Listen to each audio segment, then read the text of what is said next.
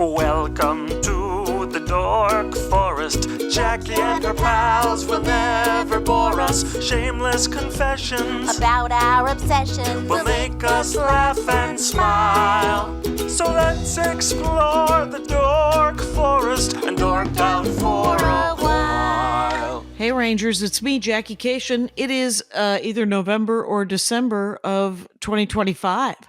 And what a mess it is out there in the real world. So I'm going to say this. Do not donate to the Dork Forest this month or next month. If you do donate, I will donate your money to the LA Food Bank, which is fine. But what I'd love you to do is to find your local food bank. And you can do that by going to feedingamerica.org, or you could Google the name of your town and the words food bank. I believe in all of you, and donate as much as you can to the local food bank this month, the next month, and ongoing if you can. But I mean, I appreciate all of your donations, but it's a real mess out there right now. So if you can help your neighbors, that'd be great. My website, of course, JackieKashian.com, still available to watch. I'm doing a new album this year. It'll come out actually in 26 and a new special. I'm touring. That tour information is at JackieKashian.com. My merch is there. It's got Dork Forest merch. It also has stand-up merch, is at JackieKashian.com. Dork Forest, where you can watch the videos and you can listen to the audio, especially, I guess, whatever you like. You can join my email list, where you'd scroll all the way to the bottom and then sign up. Harder to get on it than to get off, since there's an unsubscribe on every episode. And also a link to my other podcast that I have with Lori Kilmartin, where we just talk about stand-up comedy and celebrate it and bitch about it. But this is the Dork Forest. And so let's get into it. Let's dork out, you guys. Rangers, it's November 2025. Did you hear the new intro? Very exciting. Hey, I have a Brooklyn improviser with me named Douglas Widick on the program today. Welcome to the program, Douglas Widick. Thank you so much. It's really fun to be a ranger of the Dork Forest with you here today. Yes, get in on it. Get those stats up. Get that camping. Get that animal knowledge. So DouglasWidick.com, and it's Widick, and it's at Douglas Widick on Instagram, if I remember correctly. Precisely. And you have your next big show, sort of to plug. Is it in New York or is it in the UK in January? It's in New York. It's on the Lower East Side. It's called Looking for Laughs at Caveat, which is a really fun comedy venue on the Lower East Side, where we're doing live blind dates. And then we're taking those blind dates and we're doing improv based off of them. It was a hit at Fringe while I was doing my solo musical show. Sure. And so down the hall, I said, well, what's going on over here? This is a good time. And so I started producing it. And our next show is January 30th at 7 p.m., which is a Friday. There you go. And more info, of course, at DouglasWidick.com. It'll be in the notes. Here's a scoop. So you had a musical show at Fringe. Yeah. What sort of music? What do you do? Do you have a guitar? Do you have a timpani? What's happening? Multiple timpanis, and I'm always just tuning them live. It's a live timpani tuning show. No. Huge. I love it. I used to play timpani. Okay. So I produced I think there's 18 tracks, but 9 of them are full-length songs. And it was a musical about Clippy from Microsoft Word saving the world from AI. So because he was the first AI. He was the first public. Yeah, he was. Did you ever use Clippy? No, I was constantly, much like Rakuten or whatever that is, where it tries to give you a nickel for advertising. I'm constantly hiding him. I was constantly hiding him. So yeah, that was most people's experience. Right. I was reminded today of one of the great crap movies of all times, which is the current franchise of Jumanji. Oh, wow. With Jack Black in it, right? Yeah. So I don't know if you ever saw the first one. I saw the original with Robin Williams. My condolences. Even at the time, it was a great, and we all loved Robin Williams. This is not to the reboot of it with Jack Black and The Rock, and the woman who played Nebula. uh, and then that other guy, Yeah. extraordinary. Just Whoa. funny, sweet, better than it has any need or right to be. Set in a video game, That's outstanding awesome. from stem to stern. And I've watched it. Not gonna lie to you, over 20 times. Get out. I had no idea. I am a toddler indoors. Oh, The second yeah. one has Danny DeVito in it. Stop. So I know. And it is almost as good, except for that I don't care. I like the first one better. Okay, well, I am sold because usually anything derivative is just a quick pass from me because there's too much fresh stuff coming out. But Right. when I get a strong reco, I'm like, all Mhm. right, I'm jumping in, and I'm a long time. I mean, Jack Black's part of why I even got into doing like acting and comedy, and so yes, Yeah. He is extraordinary. And wow, he makes almost every movie, even terrible movies, better. that's true. So and He has a in this knock-on case, effect. yeah, and I think Kevin Hart is in this thing as well. Yeah, he Mhm. plays right. He plays a very short man. I don't think the guy's that short. I think he's like 5'8", isn't he? I don't Kevin know how Hart? tall. I heard he's pretty. I heard he's pretty short. Well, Are that's we because fact we've all checking heard live? he's very. Yeah, let's do it. All right, let's find see. out. Let's make sure that whoever gets to it first. Okay, You guys. between 5'2" and 5'5". He says Wait. that he's like 5'5". Okay, but other people are mean because you're not supposed to be short as a dude. I would say he's Yeah. probably 5'4" or 5'5". That sounds right. That's kind of short for a dude, but I I mean, think it's Prince not. was similar, but Prince didn't wear short. Yeah, and I'll tell you something.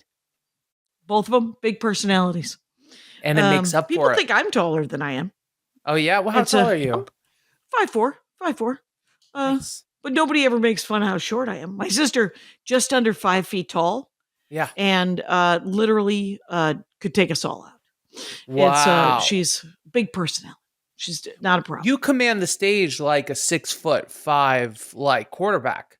You That's walk it. out on I've stage, been- you're like, I'm Jackie Kashian, and That's it. it's something to behold. That's right. This is I've just been skinned in something very, very not what I'm looking for. I was hoping to I don't know, to be the Owatani guy, right? Yeah. Isn't that guy about 6'3", that baseball dude?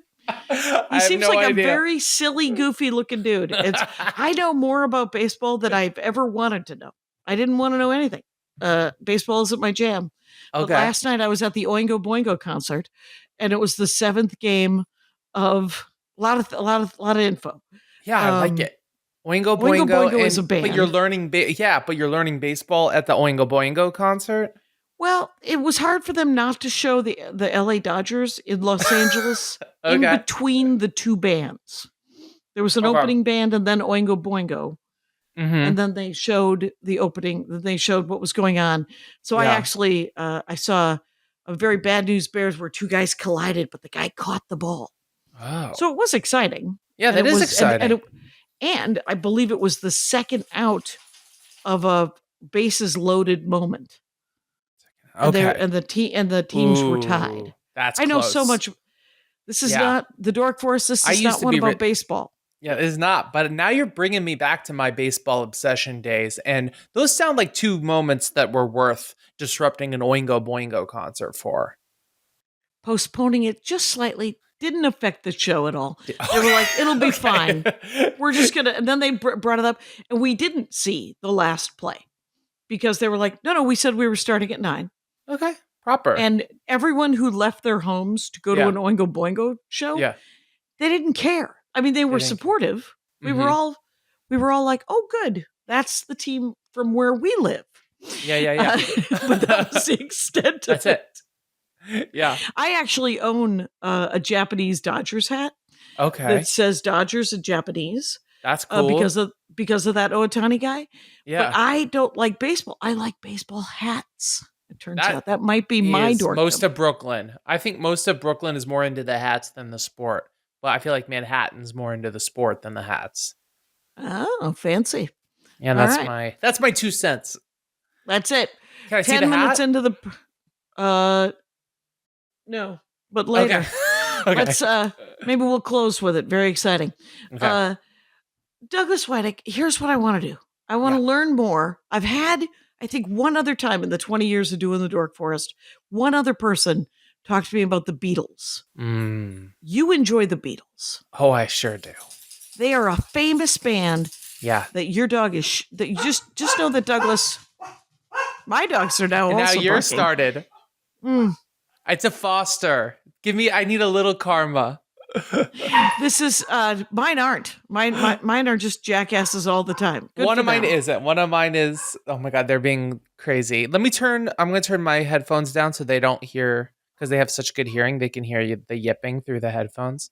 All right, are we good? Oh, right. I think so. Okay. If you can still hear me. I can hear you. So, not long ago, I realized that the Beatles, the first word of the Beatles, the band, is the word beat. Yeah. It's cute. Just got that. Yeah. I'm just 100 years old. You caught that late. Probably the last 4 years, couple of years. Yeah. That's totally fair. It's not the focus for most people. Most people, they're thinking she loves you. They're thinking I am the walrus. They're not like, what's the cute pun? Because honestly, their music is so much better than a pun that people are like, oh, right. I think that was it. They're so much bigger than the name of their band. Yeah. That you don't even see. I didn't see the wordplay. Right. It would be like if One Direction was like had an arrow or something. No one would care. Harry Styles is still going to croon us all to sleep. It's the same thing. Still very beautiful. Yeah. She Loves You. Now, what song is? I don't know that one offhand. She loves you. Yeah. I know that song. Yeah. It turns out I've been to a grocery store or a gas station. I've heard every Beatles song probably ever. Yeah, that's how my wife feels about the Beatles, by the way. She's like, it all just like grocery stores and gas stations. She's like totally sick of it. Yeah, it's well, you're on the East Coast, so you probably have a very complicated relationship with Billy Joel. I do. It's similar to Bruce out here in that it's music for certain highways. It's like depending on which direction I'm heading. It's like if I'm going west, we put on Bruce. If I'm going east, we put on Billy. And that's just, the vibe. You're vibe coding a certain part of the tri-state area. Right. And if you are in different parts of the tri-state area, you can't get away from either of those two men. This is correct. And you kind of just, in my opinion, you have to give into it. But I know some people cannot stand Billy. He moved to Palm Beach recently. He hasn't been around. Yeah, he hasn't, and he stopped doing his MSG residency and all that stuff. It's all right. Well, we're hoping that he's sobered up a little bit, or is he just sort of moved down to Florida to give up? I think a little bit of that too. Because it's a great way to just go, I'm just going to call it. I'm going to crawl into a bottle down here in Florida where it's nice and warm. And where Christmas Day is 80 degrees. And just roll me into the sea when it's over. That's all you got to do. Viking burial. Yeah. I always felt like that was a classy move. Just ship me out. Some sharks can pick me up. That's a great way to wrap it. But the Beatles. So when did you? Yeah, talk to me about the Beatles. When did it happen? Why is it? Like 6 or 7 years old, there was a release called Beatles 1, and it was a CD, and it was all their number ones. And that's right. That's when it knocked me over the head. We had a couple sheet music books around the house, and I was always like, why is there like screaming girls in a sheet music book? Because my dad had it in the piano. And I was like, not for me. That's 50s music. I didn't even know they were 60s. I said, that's 50s music. It all sounds the same, right? I thought it was just going to be like, shoom, shalumba, shoom, bum, shalumba. Like, I didn't realize. That's more Billy Joel. Uptown Girl. Correct. That is more Billy, because he would love to just take a genre and go, I'm doing that genre today. That was very Billy. Watch me do it. And but do you think the Beatles took rock and roll somewhere different? I do. I think they said, all right, Chuck Berry, some of the other people they were really inspired by, they were very into Buddy Holly. They said, we're taking this type of rock and we're going to try to first we're going to do a very accurate impression of it. And they did. They did their own cover of Those Days How You Never Can Tell, that Chuck Berry song. They did their own Okay. cover of all that. It was a teenage wedding, the one from Pulp Fiction. They did all that. Okay. And then they said, well, we're kind of tired of being famous. Especially George Harrison was on the record of being like, this is totally overrated. And we've done every drug. We've had any sex we could ever want to have. We're dopamined out. We're completely dopamined out. And what year is that? That's like 64. When they started Really? going away from the boy band. I mean, I forget, maybe it was like 65 when they started getting away from the boy band of it all. Because they were active from 60 to 70. It all happened in a 10-year phase, which is one of my 5 things that I'm blown away by them. Is that all this stuff just happened in a span of 10 years. They went from cutie pie boy band to like wizened old men who, and they were 29 when they all had their long hair and their beards. They weren't even that old, but they all were like, zen'd out. They had all studied with these spiritual gurus and taken on transcendental meditation by the time the band was done. That's, you know what? By the time they were 29, they all looked like they were about 40, probably because of the amount of lack of sleep, the amount of drugs, just the sheer enormity of sexual positions that they've had to. 100%. Yeah. Okay. Yeah, that much 69ing just really gives you a lot of wrinkles. No, but so yeah, it should moisturize. It should moisturize, ladies and gentlemen. I'm here all weekend. Yeah, I'll be at Chuckles. No, so yeah, and they really didn't drink water back then either. So it's crazy to think that they were only 29 when the band disbanded. And so I think they took this thing, this like rock and roll thing from the 50s, and then they said, well, we're going to do all sorts of different spins on it, absurdist things. From you have I Am the Walrus, but you also have like Eleanor Rigby with the orchestrations, and they just said, we're going to push it this way, we're going to push it that way, and they just played a lot. They were very playful, and they were on the record as saying like, I don't know, we just make stuff that we think sounds good. We're not taking it too seriously. And that playfulness is important as well, because I think it opened them up to some of the discoveries that we now consider genre bending or revolutionary. Okay, so the first album was just sort of derivative, basic rock and roll boy bandy kind of stuff in the early 60s. Yeah. And then how many albums are there like that they did? Let me check the exact amount of albums. I know it's over 10, or I think it's 13. They did 13 albums in 10 years? Yeah, 13 studio albums between 63 and 70 is what I'm seeing here.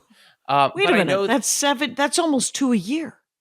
Yeah, it's almost 2 a year. And they were another one of the things I'm blown away by them is that they were very clock in, clock out about it. So they weren't like Kanye where, he would spend 48 hours straight on Adderall in the studio to complete a track. They would clock in at 10 and clock out at 6. And Paul talks about how he's like, I never even wanted a home studio. I want to check in and check out. Like he didn't want to have his own. That was more of Jerry Seinfeld McCartney right there. But yeah. Ted was very Pinky in the Brain. Well done. I just find an Animaniacs version of Paul McCartney, but it was very beautiful. The so they literally like Banker's Hours. That's part of what's so mind blowing about them is they were open about the fact that they were in it for the money. They would check in at 10 and check out at 6. I don't think they took weekends as much as Bankers. Bankers are like Columbus Day, another day, this day, right? I think they were in the studio most days. So it's a little bit more intense. It wasn't a 5-day weekend, but for the most part, 10 to 6. So they're like, we're going to work 8 hours. Yeah. And I don't know if you've ever worked in an office. An 8-hour workday, nobody gets more than 3.5, 4 hours of work done. In any office. Yes, we're all wandering off to go get a cup of coffee or to talk to, John and HR. Right, yeah. and or whatever, right? Just kind of Yeah, you weeding only off. get Yeah, short sprints of true work done. Everything else is right. reactivity and bullshit and anxiety, right? And so for them to actually have been cranking out these albums 2 per Is year, you're extraordinary. extraordinary. It's unmatched, unparalleled, and there's very few other artists that we can point to with that type of run. Yeah, I don't. Of course, when it comes to music, I don't know Jack. I enjoy music. This is what Yeah. we know. And but let me say that. Okay, so there's 13 movies in 7 years, 13 essentially, albums in 7 or years, and there was like albums. some early years that were more like if you're going like really by the books from like the Beatles anthology books and some of the historical things, those years were very much spent finding their voice in Hamburg. Malcolm Gladwell Right, famously wrote about their 10,000 hours in the strip clubs of Hamburg, where they were playing 4 to 6 hours a night. They were on uppers and they were just getting their chops. They were just learning how to right. play. So these original studio albums that we know as the Beatles, that's 63 to 70. And how long were they in Hamburg? I remember hearing about Hamburg, but I I can't think it was remember. a Was it couple over a year? years. I think it Yeah. was like a year or two that they were cutting their teeth in Hamburg. And before that, sorry, go ahead. No, because you will. I mean, you'll get better at anything if you Absolutely. 4 hours a day, 5, 6, 7 days a week, even Mm-hmm. for a year or so. Yeah. To get up every day like that, Yeah. that's invaluable. I mean, it can also, cause alcoholism and all kinds of other problems. But Yeah. when did they say that they were in it for the money? Did they really say that?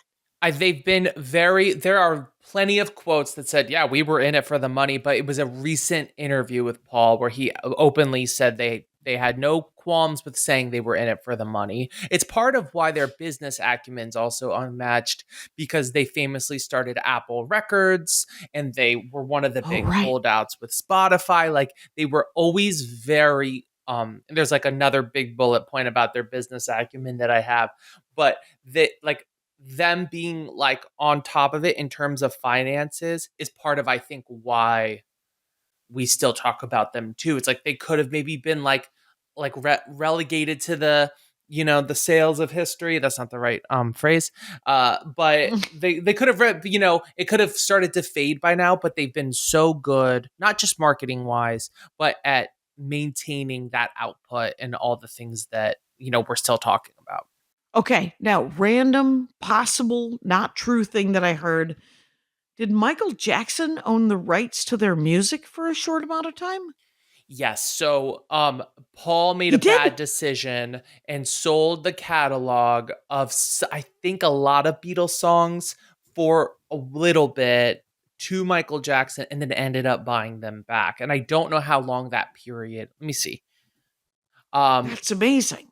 That's Yeah. because I know that Michael Jackson also owned the rights to the song On Wisconsin. He owned it for 10 years. I don't know what's on Wisconsin. Who sings that? Is It that is Billy Joel? it is actually almost. It is essentially the fight song for the University of Wisconsin. It is like the song Wow. for the Oh yeah, and state you're of from Wisconsin. Wisconsin. Yes. Right. I Yes. happen to know things that don't have a lot of value. That's why I have a podcast called The Dork Forest. Yes. Okay. So 10 years he owned it for, yeah. And that was during a period where Paul had a funny kind of a solo era where, it's not the most listenable albums and it's some of his stuff was a little You talking bit about like Wings? And Wings was and amazing. There's just a couple solo albums that are like Wings. I mean, there was a recent Wings re-release that was mind blowing that just came out recently. Now, Wings is great. But there was some other stuff like 90s stuff. I was actually just listening to it before this where he would re-record For No One. Do you know the song For No One? Although it's like the day breaks in Huckling, that one. And Okay. so that song he re-recorded it, and I was like, no reason to do that. Like it was giving Taylor's version, and so yeah. Okay. Fair enough. Okay, Yeah. so so there But so Paul McCartney said that they were in it for the money. Yeah. But did Imagine John Yeah, Lennon? John. There we go. Giant name. Yeah. John Lennon. Did he ever? I mean, he was supposedly the heart of the damn thing. He was supposed to be like the one with all the integrity. Depends Right? on who you talk to, because George was definitely the spiritual core. John was, I mean, there's anecdotal things about him being abusive and being a real jerk behind the scenes, even though he was the one who wrote the universe, the spiritual song. And so that song, what's the first word of it? Across the universe. And so it's like, Okay. sure, he had taken the spiritual and he wrote Imagine about world peace, but he needed it because he was a pretty torn up soul, John was. And so you're right. He was definitely the artistic core of when anything would be sort of zany or strange, that was coming from John. Paul was the Okay. poppy one. Okay. But in terms of the like wanting to make a bucket load of money, I'm sure that was more Paul's than John's thing. John just wanted to lay around with Yoko all day once they met, which I'm sure Well, you've seen those photos. I actually have all of the DVDs of the Dick Cavett show, and there's Nice. an interview of Dick Cavett and John, Uh-huh. and there's no audience. It's one of those. Mm-hmm. And there's several of them. I think he did one with Katharine Hepburn too, but Okay. where they're like, we don't need people. Just you want to interview me? I'm just going to be me and you, Dick Cavett. So I think it was Dick. I think it was John and Yoko. Okay. Like I think they were together because I think once they were together, I think that they were always together. Yeah. But he said something that was kind of extraordinary to me, that where he said, people blame Yoko for the breaking up of the Beatles. But if you blame Yoko for that, then you should definitely give her credit for the amazing stuff that Paul McCartney has put out since. Because his stuff is amazing. Like all of the Yeah. Wings and Yeah. all of the glorious music that Paul's done since the Beatles have broken up. Yeah. She should get credit for that if you're gonna say it's her fault that we broke up. Yeah. And That's it was a great that's line. very humble. That's very humble. John has a bunch of one-liners like that where who would just say something that would kind of like knock you out. And it definitely, the synergy between those two are the core of what made them them. But there was a few other players in the thing that took it from great to unfreaking believable. And it was so like they were this great band, but then Brian Epstein came in and George Martin came in. And so Brian Epstein was their first manager. And Brian Epstein was this English lad who liked to wear suits. He was a gentleman with a long handshake, and he liked to. What does that mean? He was of the era. He was a gay man when being gay Oh. wasn't. Okay. Yeah. They called that the long handshake? I've heard that saying before. It was actually James Adomian that I heard say that one time. And there's no reason to not quote James Adomian. It's just a ridiculous thing. So yeah, Brian Epstein, and then he passed away 4 years into the Beatles, but he is credited. And I think the movie That Thing You Do, which I have not seen in like 30 years, with Colin Hanks, or maybe it was Tom Hanks. I can't remember. Is about it was Brian Tom Epps. Hanks. It was Tom Hanks. Yeah. That movie is about Brian Epstein, I believe, and him crafting I don't think they were allowed to call it the Beatles exactly. I think they had to change the name. But Brian Epstein got them in the suits. He made them show up on time. He made them practice. He crafted the brand, and he did the big PR push in the States that allowed them to have a following when they landed in New York City. Well, what did he do? Like just planting things in the papers, stories in the papers, getting the records out, and he was, obsessive about making sure they were polished. He made them wear the suits. He was pushing this. These boys from the UK are this polished rock and roll act, and it changed it because like they were all kind of rough. They were all wearing like leather jackets, and Paul was showing up to rehearsal an hour late because he was in the tub. Famous anecdote. It was just like, oh, I was in the tub. And it's like, okay. What the hell does that mean? Is that the long handshake that I don't know about? No, but, he was taking a bath. He was like, sorry, I was an hour late. That was second long handshake. But yeah, Brian Epstein gets huge credit for having taken them from just like a group of dudes from Liverpool into this. Okay. band. Oh, wow. Okay. Yeah. So he turned them into the shiny nickel that could sort of slide into American rock and roll, which at Yes. that time was super clean cut. Was super clean cut, and their hair was a little bit longer than it should have been, but the suits sort of split the difference. But like the rock And and they all roll, had the same haircut. they all Was had that the Brian same Epstein? freaking haircut. I think that was all him. I think the suits, the haircut, it was all because you see when they were that there was a different band that had some of the Beatles members called the Quarrymen, and the Quarrymen they had like the Elvis, twisty. Oh, the curl. Yeah, the little curl. Yeah. But then you see, and it's a little bit more back with the Beatles. Mm-hmm. So yeah, Brian came in, crafted their image, and he was pretty ruthless businessman. He negotiated a 15% cut and later on a 25% cut. So he knew that he was playing a pivotal role. Yeah. And 25. So when he passed, who got that 25%? That's what I'm always interested. Did somebody get that? There ended up being a new manager, and that manager, there was definitely chaos, but there ended up being a period where there was a different manager and Paul didn't trust the guy, and Paul was right. Paul ended up being right. History sides with Paul on this one because Paul said this guy's skimming royalties. I can just feel it. And so they kicked the guy out and he ended up having to sue his bandmates. And this is famously why the Beatles broke up. He sued his bandmates. They disbanded and they checked the books and voila, this guy Klein, I believe his name was something Klein, the next manager, was cooking the books and taking extra money for himself. Wow. Now, there's got to be plenty of money. That's always the interesting thing is when anybody is like, you know what I want? Just slightly more money than the giant bag of money that I have.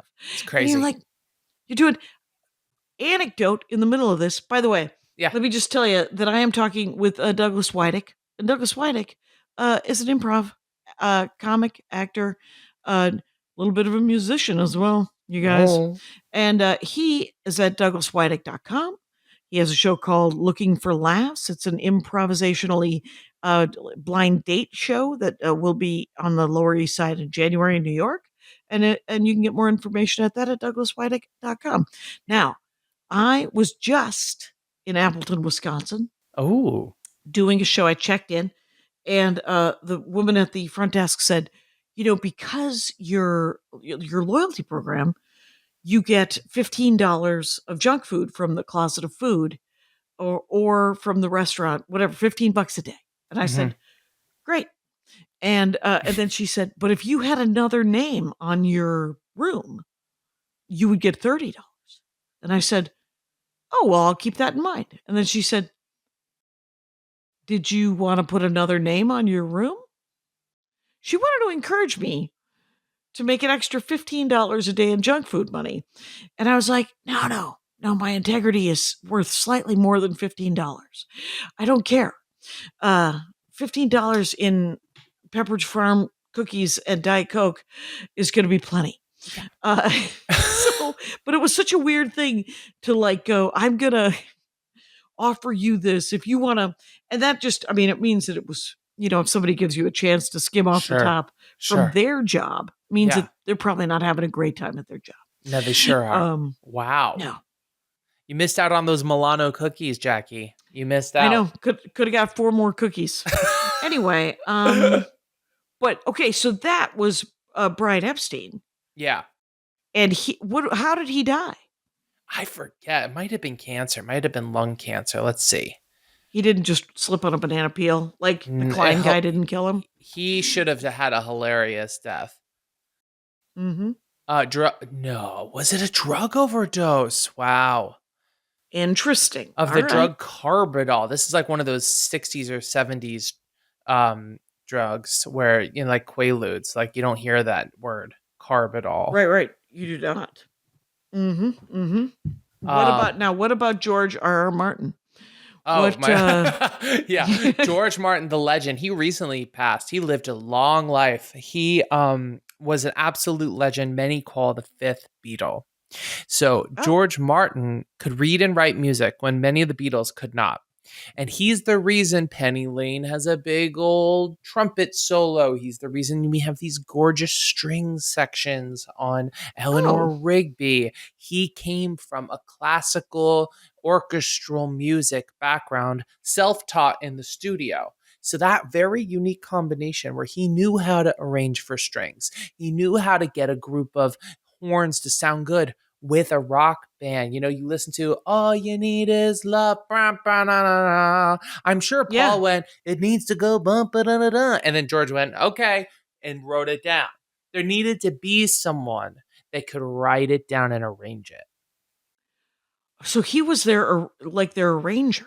He would He arrange the arranged parts in the a studio, lot of the. similar to Quincy Jones. He would say, all right, I'm going to give this big group of musicians, along with the Beatles, the parts. Wow. So was he listed as like a producer? Yeah.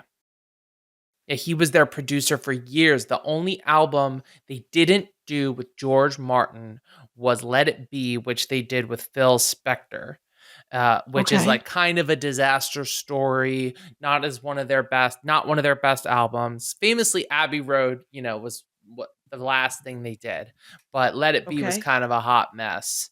And Phil Spector, they tried to work with him and it was kind of all over the place. There were some great songs on it, but it just wasn't that Yeah. same magic that they had with George Martin. Okay. And did George Martin come back for the the albums after I Let It believe Be? he did Abbey Road, yeah. Okay. And he was just, Wow, the absolute story of legend. Yeah, how he Phil produced. Spector talked himself into that party. Um, Yeah. that guy, that guy must have had some amazing riz or charisma.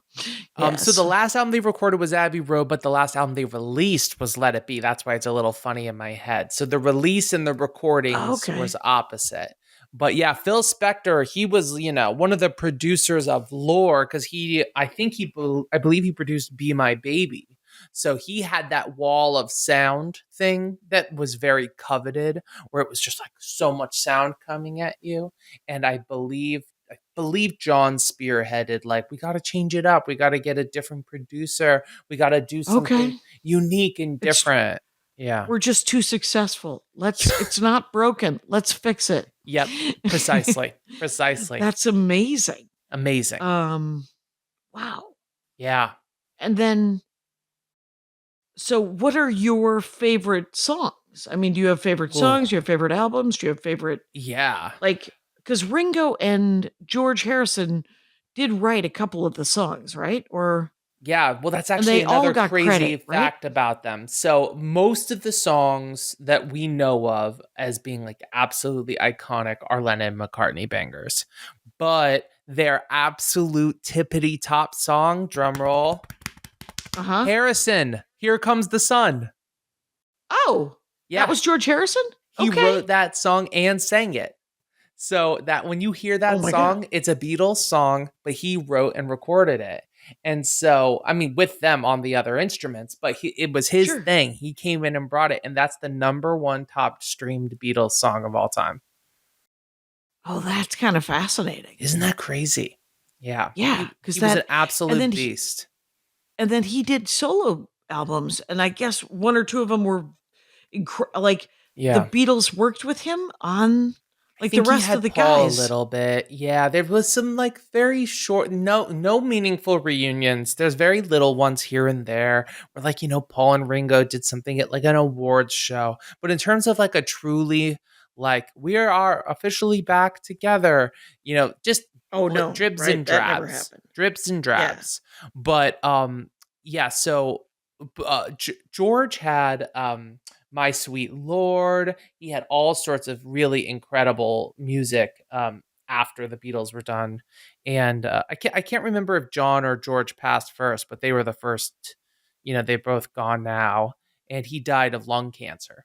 George Harrison did. Oh, he Um, did. yeah. Or it was a Who's throat. still alive? Yeah. Paul McCartney? Ringo and Is that Paul. his? Yeah, Ringo's Ringo's alive. living the LA life. He goes to Erewhon all the time. And Paul is still world touring. I mean, he's on the road, I think, 48 weeks out of the year. He just can't stop. It's just what he does. He just can't stop. Okay. Yeah, That's Paul's what just it a is. Yeah. machine. Yeah. And I looked this up. It was the Ringo album that had all 4 of them on different tracks. Oh, that's cool. Yeah, it was a 1995, 1973 album called Ringo. Wow. There, and the only full album from any ex-Beatle that featured performances from all 4 on different tracks was Ringo Starr's 73 album. So cool. I So mean, and they were that all was. beasts. Ringo sang Octopus's Garden and wrote that one. Oh wow. Okay. Yeah. Yeah. So they were all incredibly gifted, and they Yeah. just had this packaging and this help with the Yeah, yeah. production and stuff like that made them.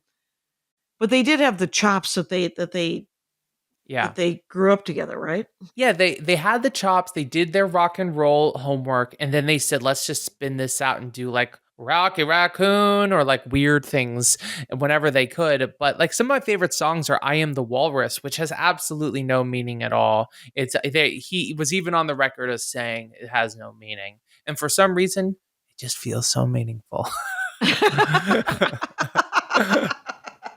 I don't know why. I just love it. What is it a what are the lyrics to I am the Wall? he and we are we and we Oh, are right. me and we are all Da-da-da-da. together. Maybe it's just the all Yeah, yeah. together of it all. Da, da, da, da, da, da, they fall. Right, everybody's together. I'm crying.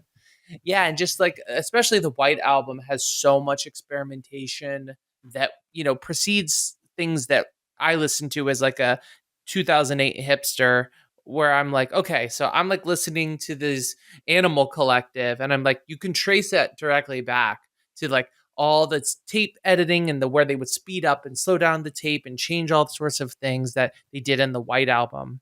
So it wasn't just these rock and rollers; they were doing true experimentation. But Okay. songs like so their ballads are some of the ones that hit me the most still. I mean, it's like For No One or I Will or 2 Paul ballads that you're gonna just like bring a tear to your eye at the drop of an instant. So it's like the catalog Interesting. really knows no It's limits. so the White Album would you say that you really liked it because of how experimental it was? Yeah, I mean they start off with an absolute banger. Back in the USSR is like a straight up Oh, pop yeah. song, and it's like crazy to think of now that you got someone singing "Go Russia, go," but it's like so catchy. It's a great way to put like a communist pop banger down into your noggin, and then like 5 tracks later they're singing about like Rocky Raccoon, this like made up thing, these made up folk songs, but for some reason the earnestness is the heart with which they're singing these absurd songs makes them feel real. And now the album cover was rejected, so they just went with white. Was that what the I deal think was? that's true. I think that's true. Yeah, I think that's. they, like, I mean, that's one of those things. yeah. They wanted to do a dirty picture or something. Oh, really? Okay. Yeah, I don't know. Oh my god, what was the Was it all rejected porny? cover? It's White Album. Someone's it a just yelling at their nude? phone. How do you not know this? Yeah, How do you yeah. not know this? Oh, it was well, their they know fa- why I don't know this. Several concepts were rejected. One was the band's faces on a cliff, and one was a painting. I'm guessing the painting was the nude. Let's see. Okay. No, they're all just weird. They're just strange, like illustrations just- and Yeah, concepts. just some sort of spooky, Yeah. like them all just drawn as caricatures. Oh, okay. You had it there. Sorry. Yeah. Well, no, it's all right. There seems to be some animals. Oh, okay. Yeah, and I There's- know that they wanted to shouldn't have been do anything one wrong on the there. top of Mount Everest, and then they were like, why don't we just take a photo on Abbey Road instead? And that's the famous Abbey Road one where they're like, Yeah, yeah, yeah. yeah. So I would have loved a picture of them on Mount Rushmore. there we go. There Because we that go. has been that they've been replaced on Mount Rushmore in more cartoons or comics that I've ever almost anyone. My founding So, fathers for sure. oh, there you go. Yeah. It's so what do you have a favorite album? Like one that has because for me, if I like 4 songs off of an album, that's a great album. Yeah. I can But listen to Abbey Road top to bottom for days on end. I Yeah? mean, it's just incredible. Yeah, I mean, it's just like something like the song Something is just like really, really powerful about human connection. And it makes me think about like nothing like makes me feel more emotional than thinking about like how pure Paul and Linda's love was. I don't know if you've ever watched clips of them, but they had whatever it is that is like the real freaking deal they had. And it just like right. comes They through. genuinely it really does that they liked each other. It It was was genuinely obvious. Yeah. so deep. I don't know. It just like even now I'm like got the full goosebumps thinking about Paul and Linda, and there's just videos of them all together during something Maxwell Silverhammer Looney Tune. We go from Come Together, which is like a rock banger, something which is like the most intimate thing you've ever heard, and then Maxwell Silverhammer. I don't even know what they're talking about. It's like ding dang bring bong British chaos. Yeah. It's so good. Oh, Right. darling, we're back into R&B. Then Octopus's Garden, Ringo takes us down into the bottom of the ocean, which makes sense because he's an octopus behind the drum kit. So just even Okay. those 5 is like, what? It's so good. Right. What is You Never Give Me Your Money? You never give me your money. That one. Oh my God. All right. Don't sing too much. YouTube will cut it. Oh, okay. I don't want to get a copyright strike. Yeah, that one's it might do it anyway. So yeah. sad, too bad. It'll all work out. Polythene Pam? Yeah, it's more weird British stuff. Okay. Yeah. She came in through the bathroom? Oh, that's a banger. That's something you can put your windows down and drive to that one. That's like got a pop hook, very Paul. And then Golden Slumbers, wow. he just closed SNL singing Golden Slumbers, which, you know, it's a sleepy tune, but it's also really beautiful. It took kind of years for that one to grow on me, if I'm being honest. Some people love it, but yeah. Carry That Weight, absolutely iconic hook on that one. Okay. Wow. Yeah. So Sun King, Carry That Weight, The End, and Her Majesty. Yeah. All right. Well, it's a trip. These it is a trip. the Beatles, I mean, it's so interesting to me because it's like they were so ridiculously big, right? So big. And then John Lennon, making fun of himself, said something about people think we're bigger than Jesus. Yeah. He said, we're bigger than Jesus. He said that. And he famously would love to mess with the press and never give serious answers about anything. That was his style. Oh, so that's what he was doing. He was just kind of button pushing? He was button pushing. He probably knew they weren't actually bigger than Jesus, but they were pretty big.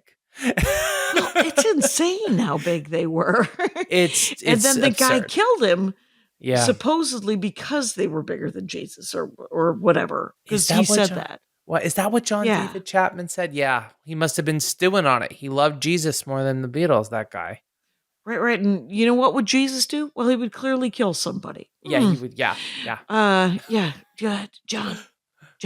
Is that guy still alive? What was his name? Mark David Chapman is, I believe, behind bars. Let me see. This is one of these episodes, you guys, where we look up things. Welcome to the Dork Forest with Douglas Widick. DouglasWidick.com is where you'll find all your Douglas Widick information. His Instagram, weirdly enough, is at Douglas Widick. WIDICK. Very strange. Very. Did you look up Chapman? He's alive. Oh, he is. Yeah. Okay.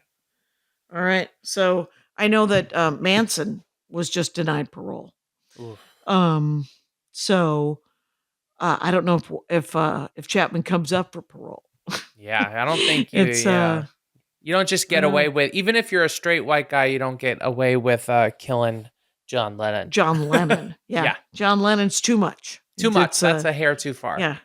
There's too many straight white guys that worship that guy. Yeah. So they're like, no, we're going to keep that guy out. Yeah, we're gonna because Ringo's still alive. Yeah, we got Ringo going alive. to. All I can think about is the recent clip of Ringo outside of Erewhon. I'm just like, you do it, buddy. He's just a happy. And they even recently got in the studio for that. Did you follow that they even got nominated for a Grammy because they used AI to like remaster an old song that John had made as a demo? Did you catch any of that? No, I missed on. All I know is that Lake Michigan just went up 2 degrees. Oh, no, I'm sure it was just they used the AI, and so the data center probably just killed about 7 million bats. Oh no! Anyway, you're bumming me out. Oh god, it is true. We need to not. The data centers are there's. I don't know. I too want to yell, "Hey Siri," but there's no. Siri just piped up. Works too well. So Actually, Siri kind of works sucks. a little too well. Yeah. And but yeah, I think we all want to use we all want to use the Star Trek tech. Yeah. But we have to be aware of what it's costing the Earth. So absolutely. And the low to no cost labor using to train it, which I recently learned. Scary stuff. Oh, what I recently. Who was it who just told me? Might have been my friend Judy. Anyway, is that Judy Gold? No, I do like Judy Gold, but Judy Gold doesn't know about hiring people to write code. Got it. They're doing all the entry level code positions are being done automatically using just computers making more code. Mm-hmm. But the senior code, like the people who schedule it and organize it and do all these things and orchestrate and sort of tweak it and make it, they are all people. And they came from that entry level position, which no longer exists. So they will run out of senior people eventually, because those people will age and die like humans do. Sadly. Yeah. So I did not know that someone had to okay that. Is that Paul just going, sure? You know, it was Peter Jackson's editing house was using some of the same machine learning they used to upscale the footage from the Get Back documentary is the same machine learning they were using to separate audio stems from demos that John had made. Peter Jackson. So it was connect all the way back to George R.R. Martin from earlier, who you called George Martin. Still mad at him about the Lord of the Rings. Uh-oh. So, I know. Let's hear the hot take. Let's hear it.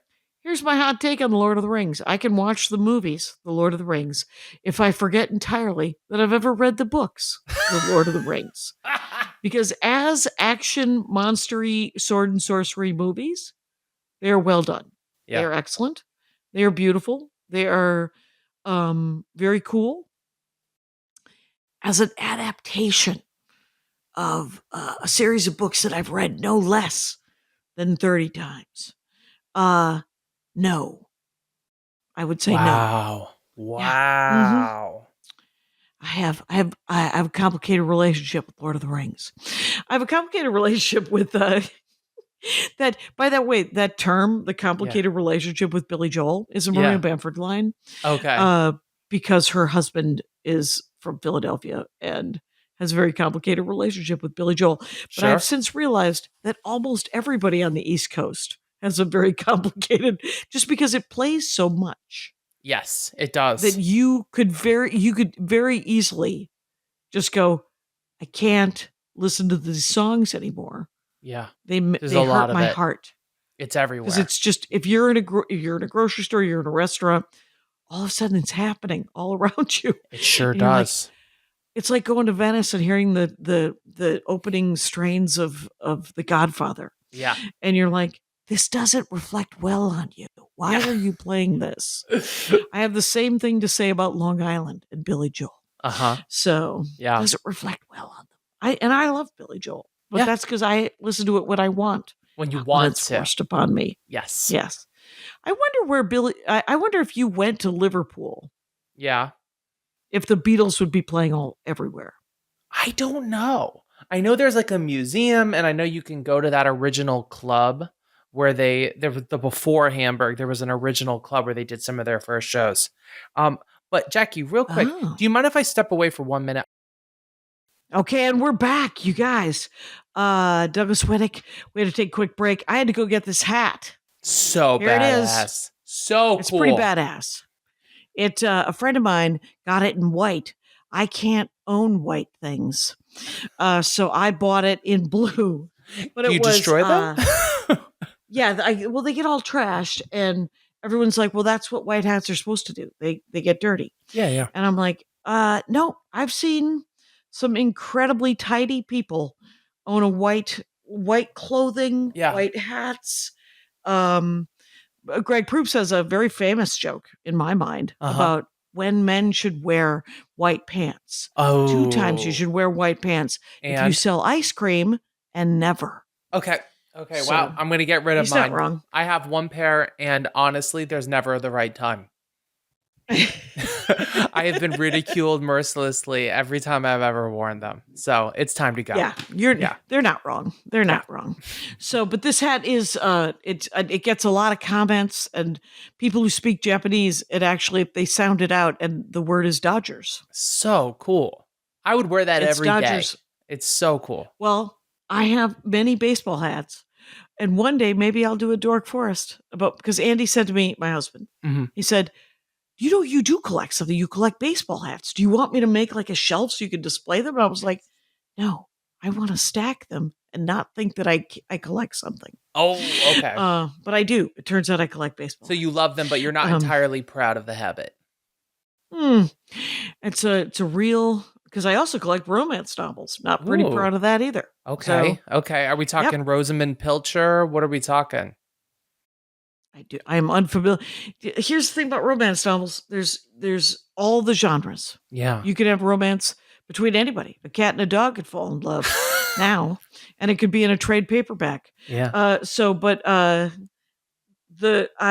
I started back in the 12th century, back when you would buy them.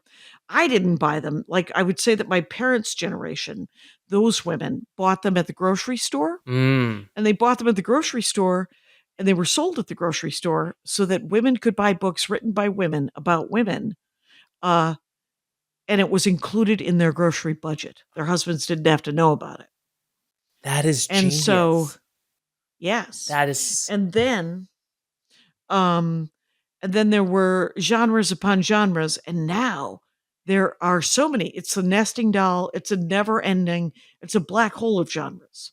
Wow. And because of the TV show Bridgerton, which I read before it came out, hilariously, legend. They're trying to sort of gentrify or legitimize the genre by putting it in trade paperback size instead of mass paperback size. Yeah. It's the same thing they did to science fiction.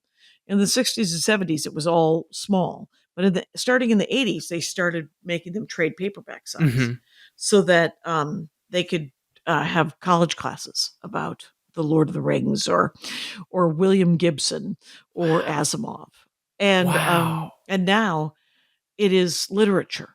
And maybe one day romance novels will be literature, but I didn't want it to be literature. I wanted to be able to judge a book by its cover and go, that's the kind of crap I want to read. It has a top hat on it. Let's do this. And but that is no longer possible. Yeah. I have got to and the authors that I mostly read, they're not even on the shelves anymore because of the explosion of different kinds of romance. I mean, I'm happy there are romance novels for everybody. Sure. You want vampires to fall in love? Yeah. You want there to be a trans officer who fights in Napoleon times? Yeah. Yay and hooray. I'd read that book. I would read that book. Let there be they, thems, making out. Ladies and then all them. On a porch. Yeah. And then how about someone who's not into the sex at all? Right. That's just that's just a Asexual book. romance novel. Right. That's Yeah. that's a slice of life. That's Yeah. what that is. That's all good. That's year 10. Yeah. That's fine. That's plenty of time. Me not getting any. Anyway, but as long as there's like what I like is I like sort of a comedy of manners kind of thing. Sort of like, I don't know if you ever saw Room with a View. Okay, I haven't. It's a movie and Mhm. it's set in like the early 1900s and Mhm. it's adorable. Early 1900s? Might be the late 1800s. But Okay, sure. it's usually it's you know, it's adorable. Yeah. And there's no sex in it. There's a couple of like kiss. Yeah. But that's about it. And but it is exactly what I'm looking for in a romance novel Mm-hmm. with a little more sex sometimes. Ooh. But not always. Okay. It's all right. Into it. Bow, chicka, bow, bow. In other news, we're at about 55 minutes. What do you want to say about the Beatles? I want to say that for one thing to continuously inspire someone for 30 years is, I think, unparalleled. They've got more hit melodies than Mozart or Beethoven. Shout outs to the band who still has living members and changed the world. The Beatles, 1 in a billion, forever fans. It's been 50 years since they broke up, you know. 1970 was 50 years ago, 55 years almost, right? 50. Yes, Yeah. Jackie, math. And yet Paul Anyway. McCartney still walks the planet and still tours. I need to buy some. Right. I will pay whatever. I need to Did go. you see? What do you now? Let's leave this on a slightly controversial note. What do you think about them Rolling Stones? I mean, they're so fun. They're just, they're to me a lifestyle brand.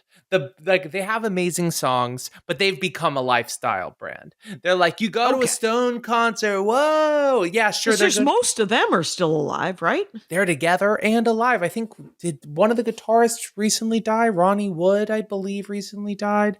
But I mean, but amazingly, like incredible run, unparalleled right, because run. it feels like they never stopped doing drugs in '69. They never stopped. They're still doing it. They're all still in the bone zone, each and every one. I also heard a comic talk about trying to have sex with a hip replacement. I guess it's kind of hard. You gotta have, there's a paperwork and everything. You gotta go, here are the positions I can do, here are the positions I cannot. Ouch. Yeah. Yeah. Mm-hmm. You're pretty Note limited. to self. You gotta be standing. Yeah. Don't know a lot about it, but there it is. Yeah. It's good to know. All the more power to them. They're having a blast still. There's no Stones album for me that's a no skips album, but when you listen to Essential Stone stuff, so fun. Lifestyle brand. Douglas Widick, you guys, a guy who knows a lot about bands from 1963. That's me. Thank you so much for being on the program. It's everyone should go to douglaswiddick.com. You should find him and watch him do improv, and it's at Douglas Widick on the Instagram. That'll be in the notes. And it's called Looking for Laughs in end of January on the Lower East Side. All the details are on his website. Thank you for doing the show so much, Douglas. Oh, so much fun. So great getting to hang out with you, Jackie. You're welcome. And Rangers, you know the rules out there. Take care of each other. My hat, my hat, my hat. They're dancing around my hat. My hat, my hat, my hat. Well, what do you think of that? If it looks like a Mexican hat dance and it sounds like a Mexican hat dance, it's most likely a Mexican hat dance. So take off your hat and let's dance. Yay! Oh my God. Why don't we just call that as the end of the show?